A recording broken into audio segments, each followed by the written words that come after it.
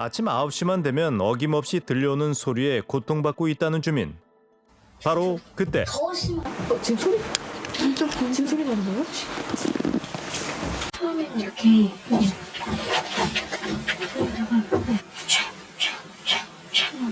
돌아다니면서 지금 타는 것 같은데? 뭐 하는 거예요? 이게 1년째 미치겠어요. 정말 둔탁한 소음이 들리기 시작합니다. 벌써 1년째 이어지는 쿵쿵 소리 때문에 안락한 휴식 공간은 지옥이 됐습니다. 이 소음으로 인한 스트레스로 인해서 두통령, 막 심장이 두근두근돼요. 얘 때문에. 막 자꾸 머리맡에서 쿵쿵거리니까. 제가 오히려 정신적으로 환자가 돼가는 것 같아요. 그러고 나서 가슴이 두근거리고 머리가 울릴 정도로 고통스럽다는 소음. 건물 1층까지 생생히 들린다는 굉음엔 한 가지 특징이 있었습니다. 제 우스갯소리로 얘는 공무원 했으면 짱이었을 거라고 아침 한 9시부터 6시까지 매일 하루도 빠지지 않고 매일 하거든요. 빨간 날은 안 해요. 마치 직장인처럼 공휴일엔 쉬고 평일에만 소문을 낸다는 4층 남자. 그 때문에 이곳을 떠난 주민만 여럿입니다. 207호 갔지, 또 208호 내일 또 가지. 주집 이사 가는 거야, 못 살고. 이제 또 시작했다. 지금 뭐가 펑펑펑펑 하잖아. 지금 또 이러는 거예요? 지금 하는 거야. 소리를 피해 바깥으로 도망쳐 나왔지만 또 굉음이 골목을 울립니다. 뭘로 두드리는지 한번 봐야 되겠다. 내가 봐야 돼. 대체 이건 무슨 소리일까? 주민들이 소음의 이유를 직접 찾아보기로 했습니다. 그런데 여기 같은 게 맞아보는지. 손에 뭔가를 든 4층 남자가 방범창을 쉴 새 없이 두드립니다. 근데 뭘로 치나 몰랐어. 저도 지금 처음 봤는데 망치로 두드리네. 망치로. 이웃의 항의가 커질수록 점점 더 커지는 남자의 망치질 소리. 문제는 이뿐만이 아니었습니다. 세사 저 벽돌이 꽤 나왔네. 어디 탁 떨어질 것 같아. 얼마나 떠들었는데 벽돌이 꽤 나왔겠다. 저기 뭐야, 유리도 깨졌었어요. 소음은 물론 안전까지 위협하는 4층 남자 때문에 오늘도 이 빌라엔 경찰이 출동했습니다. 경찰관이요. 방금 소리 다 들었어요. 어떻게 해서 문좀 열어보세요. 아니 이 집에서 소리가 나서 주위에서 불빛이 나니까 더 물어보려고 그러는 거예요.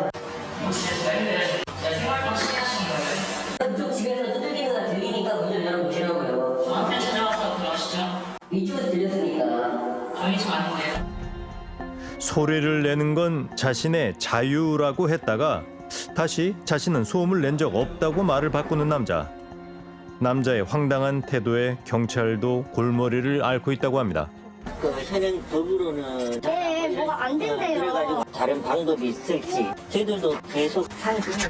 남자가 신체적 피해를 입힌 게 아니다 보니 법적으로 제재할 방법이 없다는 겁니다. 그를 이대로 둬도 될까요? 남자의 얘기를 들어봐야겠습니다. 야, 이 여자. 너 또 왔네? 나와서 얘기를 하세요. 마치 우리를 지켜보고 있었던 것처럼 먼저 말을 거는 남자. 왜 자꾸 헐렁대고 망치질을 별의별처럼 다 하면서 왜 그러냐고 시끄럽게. 선생님 지금 시끄러우세요? 아이, 언니가 계속 빵빵대잖아. 매일같이 망치질 하면서. 깜짝이야. 끝내 집 밖으로 모습을 드러내지 않는 남자는 먼저 망치질을 시작한 건 이웃들이라며 되레 화를 냅니다. 집안에 숨은 채 이웃들과 전쟁을 벌이는 남자는 어떤 사람일까? 나이 얼마 됐어요? 80대고 키도 크고 그렇게 잘생겼어요. 얼마나 예의 바르고 요즘같지 않게 너무 착하다. 1년 전 이 빌라로 이사 왔다는 20대 송 씨. 누구에게나 인사를 잘하고 예의 바른 모습이 그의 첫인상이었다고 합니다. 그런데 우연히 집에 들어올 때 본 적이 있는데 핸드폰을 이렇게 쥐고 프레시 켜고 이렇게 내려오거든요. 그래서 내가 어딘가 싶으면 불이 환해요 이게 다. 언젠가부터 이상한 행동을 시작했다는 그는 이웃들을 매우 경계했다고 합니다. 아니 여기 서서 이렇게 이렇게 쳐다보거든요. 이렇게. 왜 보나 했어. 그러니까 얘가 사람 있나 없나 보고 들어오는 거예요. 모자 후드 쓰고 캡 모자 쓰고 마스크. 그러니까 얼굴이 아예 안 보여. 그렇게 모습을 지나치면 무서워요. 사람들의 모습이 보이지 않을 때만 움직인다는 송 씨. 동네엔 그를 둘러싼 소문도 무성했습니다. 주변에 여 근처에 부모님이 사신다라고는 듣긴 들었는데 소문 내서 여기를 보낸 거 아니겠느냐 그런 말이 이제 돌죠. 송 씨가 독립해 사는 데엔 뭔가 이유가 있을 거란 겁니다. 그런데 수소문 끝에 찾아간 부모님의 아파트 복도엔 눈에 띄는 게 있습니다. 시도 때도 없이 쿵쿵거리거나 마취 소리를 중단하여 주시기 부탁드립니다. 혹시 송 씨가 이곳에서도 망치질을 했던 걸까? 한 1년 정도 있었어요. 그러다가 지금 이렇게 쿵쿵거리잖아. 그럼 따라상해. 근데 그 집인지 아닌지는 정확하게는 몰라요. 요즘에는 매일은 아닌데 지난주 토요일 날 새벽에 쿵쿵쿵쿵 한 4-5번이 울려가지고 공교롭게도 최근 이곳에서 소음이 울려 퍼진 건 늘 주말이었다고 합니다. 그런데 예상 밖에도 이웃들이 지목하는 범인은 송 씨 가족이 아니었습니다. 갔을 때 그 집에서 3사람이서 찾아달라고. 자기는 너무 시끄러워서 살 수가 없다고. 이거 아니면 창문으로 내다보고 얘기하고 막 그래가지고 이 집은 아니구나 나는 그렇게 생각했죠. 소음이 날 때마다 누구보다 민감하게 반응해 민원을 넣은 이들이 바로 송 씨의 가족이었던 겁니다. 어째 송 씨가 사는 빌라가 조용하다 했더니 오늘은 일요일입니다. 이번 주말 진짜 세상 조용. 완전 조용해서 살겠어. 너무 고요하고 너무 진짜 휴일답게 쉰 것 같아. 조용해서 마음이 편하네. 송 씨는 지금 어디에 있을까? 그런데 우린 우연히 인근 마트 주차장에서 그를 찾을 수 있었습니다. 그 남자야. 검은 모자. 가족이랑 장 보고 들어가나? 아마도 가족들과 장을 보고 온 듯한 송 씨. 카트를 밀며 장난을 치는 평범하고 명랑한 20대 모습입니다. 이런 송 씨가 빌라에서 이웃들을 괴롭히는 소음 유발자라는 사실을 가족들은 알고 있을까? 우린 송 씨의 아버지를 만나 얘기를 들어봤습니다. 저희 SBS 방송국에서 나왔는데 네. 혹시 아버님 계세요? 지금 집에 있는데 저쪽에 씨가 왜 따로 살고 있는 거예요? 그래서 사실은 층간소음이 심해요? 예. 그리고 여기는 공부도 안 되고 해서 그래서 따로 살게 돼. 여기 다른 것이 날만 이제 잠깐 있는 거지. 씨가 혹시 공부하세요? 지금은 저기 인터넷 강의 듣고 있잖아요. 이곳의 층간소음이 워낙 심하다 보니 조용한 곳에서 공부를 하기 위해 아들이 독립한 거라는 아버지. 근데 층간소음에 이렇게 예민하세요? 그게 저 다른 사람에게 엄청 예민해. 아들의 청력이 다른 사람들에 비해 유독 예민하다는 겁니다. 송 씨의 빌라 계약을 도와준 지인 역시 비슷한 얘기를 합니다. 그 친구가 자기 지금 살고 있는 부모님 집에 자기가 층간소음이 싫다고 너무 시달려서 독립을 하는 거라고. 그래서 거기 빌라도 탑층에 간 거예요. 의아합니다. 누구보다 소리에 민감하고 층간소음을 피해서 이사간 그가 어쩌다 빌라의 소음 유발자가 됐을까요? 밖에서 오토바이만 지나가서 그 난리를 치는데 복수한다고. 니들이 시끄럽게 했으니까 나도 시끄럽게 한다 하고. 공사하면 제가 더 해요. 시끄럽다고. 공사하는 날은 이중으로 힘들어요. 공사 소리, 개 두드리는 소리. 복수랍니다. 밖에서 오토바이만 지나가도 자신에게 피해를 줬다며 소음을 낸다는 겁니다.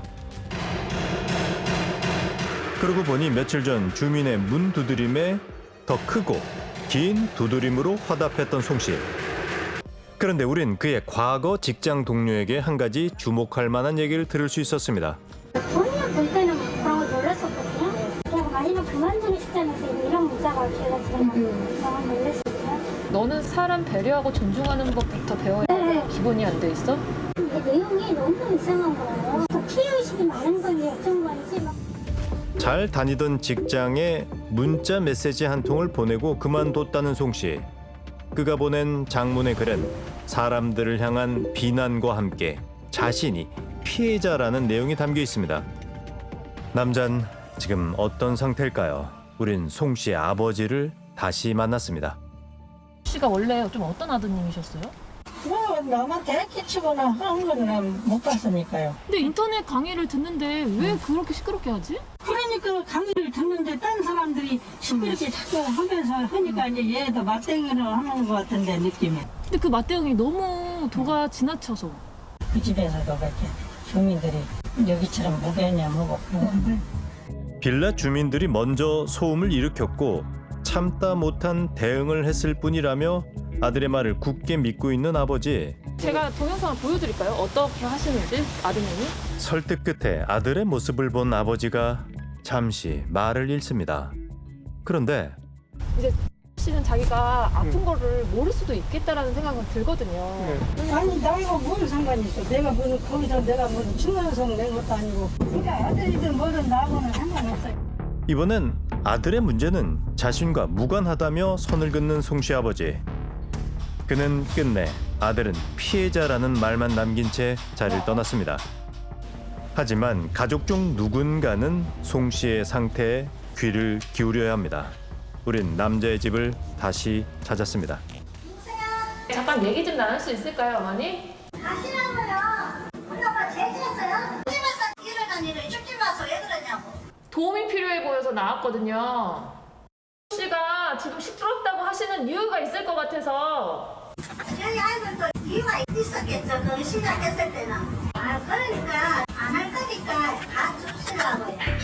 안타깝게도 어머니 역시 더 이상의 대화를 거부합니다. 그런데 우리의 방문 뒤 송씨가 사는 빌라에도 송씨 부모님이 사는 아파트에도 한 가지 변화가 찾아왔습니다. 시시한 듯이 조용해서 무슨 아파트가 오늘 이렇게 조용하지? 무슨 일이 있나? 요즘은 조용해서 마음이 편하네. 그래도 방송국에서 나와서 왔다 가니까 이게 조용해졌잖아. 제발 좀 이대로 이렇게 나갔으면 좋겠어. 전문가는 소음을 멈춘 남자의 행동이 일시적인 거라고 말합니다. 정신병이 시작을 하려면 조금 청각 기능이 좀 예민해지는 그런 분들이 많습니다. 다른 사람이 이런 소리를 내서 자기를 괴롭힌다고 생각을 하니까 본인이 이걸로 또 대응을 하는 거죠. 시간이 가서 좀 더 심해지면 피해의식이 점점 심해지고 자기를 보호하기 위해서 먼저 다른 사람을 공격할 수도 있죠. 전문가는 지금 가장 힘든 건 송씨 자신일 거라며 남자를 빨리 치료해야 한다는 말도 강조합니다. 가족들이 적극적으로 나서야 합니다. 그런데 이제 가족들이 나서지 않으면 현재 법상 이분을 강제로 어떻게 하기는 어렵습니다. 사건, 사고 이런 것들이 법의 허점 때문에 이제 그런 게 나타나는 거죠. 오히려 예방이라기보다는 나빠지도록 기다려서 나빠져서 입원시키는 이런 상황이 벌어지고 세상 사람들이 자신을 공격한다는 생각에 빠져 벌써 1년째 고단한 혼자만의 전쟁을 벌이고 있는 송씨. 어쩌면 간절히 SOS를 보내고 있는 남자의 신호에 귀를 막고 있는 건 누굴까요? 맹목적인 보호와 믿음만이 가족의 사랑은 아닙니다. 송씨에게 필요한 건 가족의 도움과 치료, 그리고 회복일 겁니다.